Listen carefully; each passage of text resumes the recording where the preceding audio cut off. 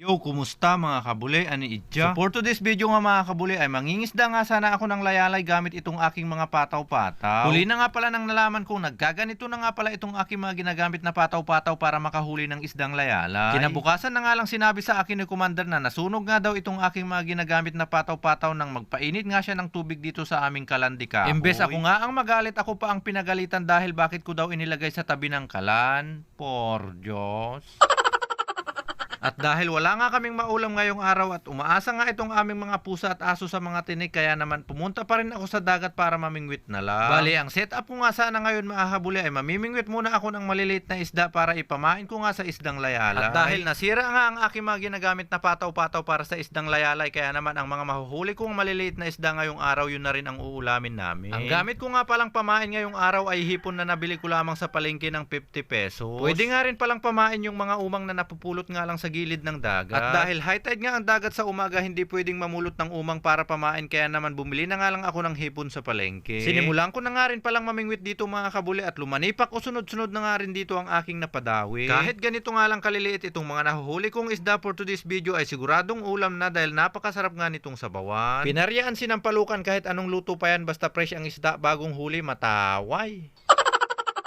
Gusto ko nga munang magpasalamat sa inyo mga kabuli dahil itong isang video nga namin ito nung kami ay ng isda ng layalay ay umabot na nga ito ng 200k views. Nang dahil na nga rin yan sa palagi nyong panonood ng aking mga video at walang sawang pag-share. Kaya sana naman mga kabuli patuloy nyo nga akong suportahan para nga itong 200k views ay mahigitan pa nga natin at umabot na nga ito ng 1 million views. Por Diyos.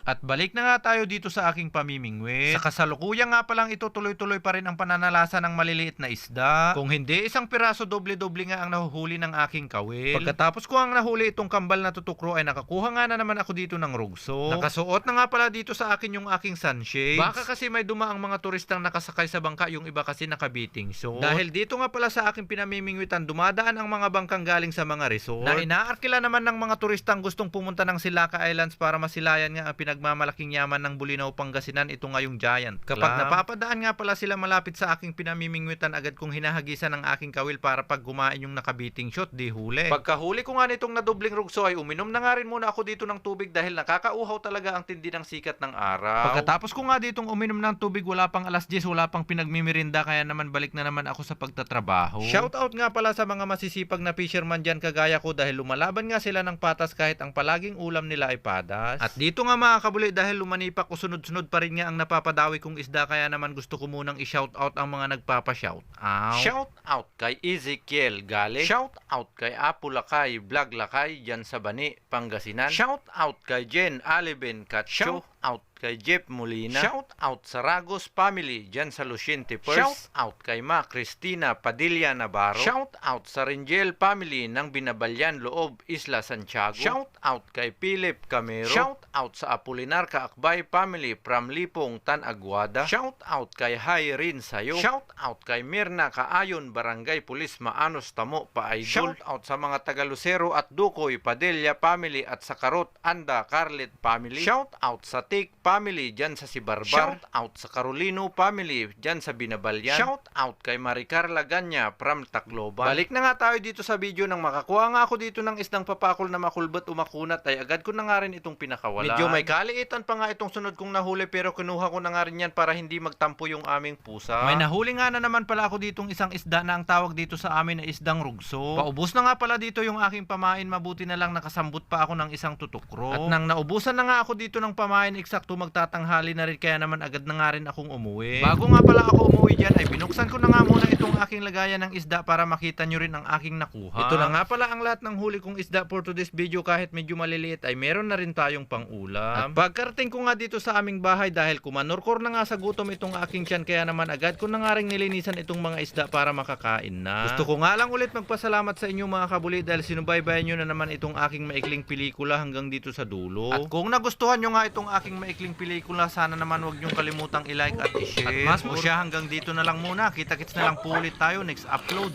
Por Diyos.